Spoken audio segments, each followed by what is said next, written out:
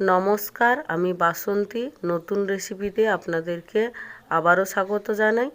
আজকের আমি আপনাদেরকে ঝাল সুজি বানিয়ে দেখাবো। তো এই সুজিটা আপনারা বাচ্চাদেরকে স্কুলের টিফিনেও দিতে পারেন বা সকালের টিফিন বানিয়ে আপনারা খেতে পারেন। তো তার জন্য আমি এই রেসিপিটাই আপনাদেরকে আজকে দেখাবো। তো আপনাদের কাছে একটা অনুরোধ রইল, ভিডিওটা প্রথম থেকে শেষ অবধি দেখার। তো আমি কিভাবে বানাচ্ছি এইবার আপনারা দেখতে থাকুন, খুব সহজেই বানানো হয়ে যাবে।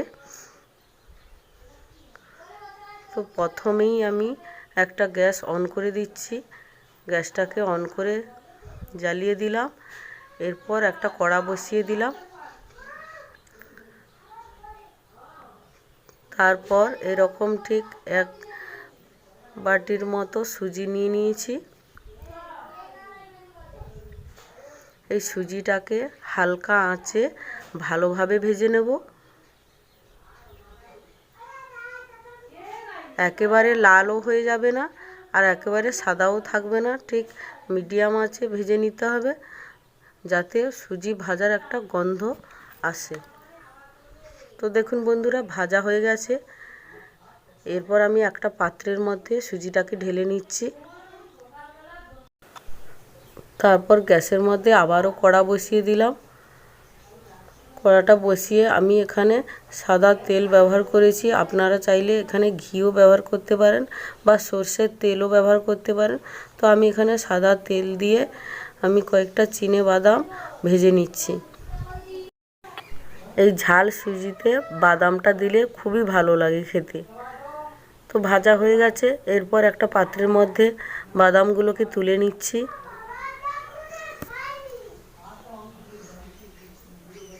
তারপর ওই তেলের মধ্যে আমি কয়েকটা গোটা সর্ষে দিয়ে দিচ্ছি, আর দিয়ে দিচ্ছি জিরে, গোটা জিরে। তারপর দিয়ে দিলাম কোচানো পেঁয়াজ। আপনারা যদি নিরামিষ খান তাহলে পেঁয়াজটা বাদ দিতে পারেন। তারপরে কুচিয়ে রাখা কয়েকটা আলু দিয়ে দিচ্ছি। তারপর দিয়ে দিচ্ছি গাজর। তারপর দিয়ে দিচ্ছি ক্যাপসিকাম। তারপর দিয়ে দেবো আমি কোচানো কাঁচা লঙ্কা। এবার সবগুলো সবজিকে আমি এইভাবে ভেজে নেব। এরপর দিয়ে দিচ্ছি পরিমাণ মতো লবণ। তো আমি লবণটা এমনভাবে দিয়েছি যে সুজিতে আর লবণ ব্যবহার করতে হবে না, একেবারে দিয়ে দিয়েছি। তারপরে অল্প পরিমাণে হলুদ দিয়ে দিচ্ছি। তারপরে সবগুলো সবজিকে বেশ ভালোভাবে ভেজে নিচ্ছি, যাতে সেদ্ধ হয়ে যায় সেরকমভাবে ভাজবো। আর কয়েকটা তেজপাতা দিয়ে দিচ্ছি। তারপর ভেজে রাখা সেই চিনে বাদামগুলো দিয়ে দিলাম।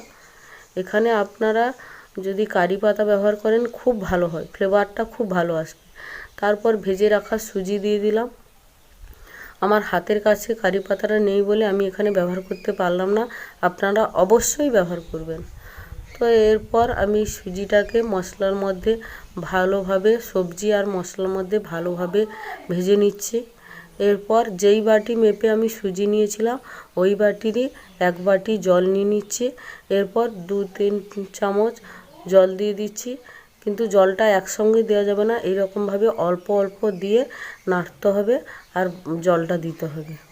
একসঙ্গে বেশি জল একদম দেওয়া যাবে না। এরপর দিয়ে দিচ্ছি পরিমাণ মতো চিনি। আপনারা যেরকমভাবে মিষ্টি খেতে চান ঠিক সেরকমভাবেই মিষ্টিটা ব্যবহার করবেন। আমি এখানে 1 চামচের মতো চিনি দিয়েছি। তো চিনি দিয়ে আবারও নাড়তে থাকছি।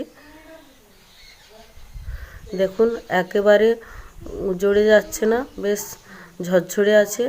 সব শেষে যতটুকু জল ছিল সেটাও আমি দিয়ে দিলাম, দিয়ে আবারও ভাজতে থাকছি। দেখুন বন্ধুরা, সবজিগুলো সেদ্ধ হয়ে গেছে, কিন্তু একদম ঝরঝরেও হয়ে গেছে। আবারও একটু আমি ভালোভাবে নেড়ে নিচ্ছি। দেখুন বন্ধুরা কতটা ঝরঝরে হয়ে গেছে। এবার হয়ে গেছে, একটা পাত্রের মধ্যে আমি এবার ঢেলে নেব।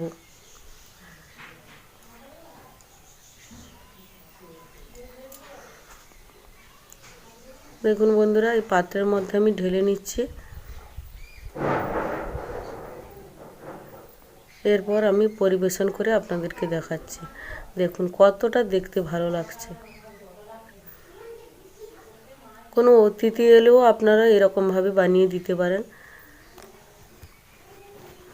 দেখুন বন্ধুরা, যদি আমার এই রেসিপিটা ভালো লেগে থাকে লাইক কমেন্ট শেয়ার করবেন এবং সাবস্ক্রাইব করে আমার পাশে থাকবেন। ভালো থাকবেন, সুস্থ থাকবেন। দেখা হচ্ছে ঠিক পরের রেসিপি।